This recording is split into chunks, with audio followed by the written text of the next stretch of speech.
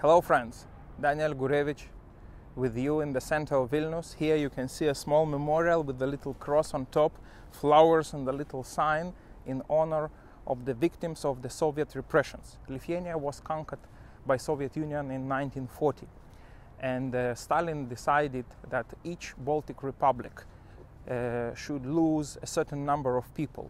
They sent to Siberia and other places in eastern Russia tens of thousands of people who were against the Soviet regime or who did nothing about the resistance but were bourgeois elements, owned factories, businesses. They all were dangerous to his regime. So here you can see the walls of the KGB building. This house was built as a court in the late 19th century and was used as a KGB headquarters under the Soviet regime.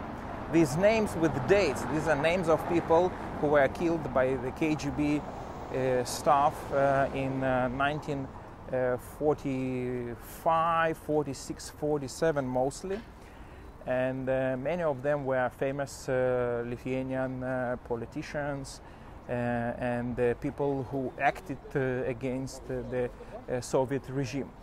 So there was a small prison in the cellar of the building, and the upper floors were offices of KGB. Today, in that cellar, there is a museum, museum and also a research center which deals with the Soviet repressions. Here you will see the main entrance to the court. Today it's an active court. The museum is only in the semi cellar of the building.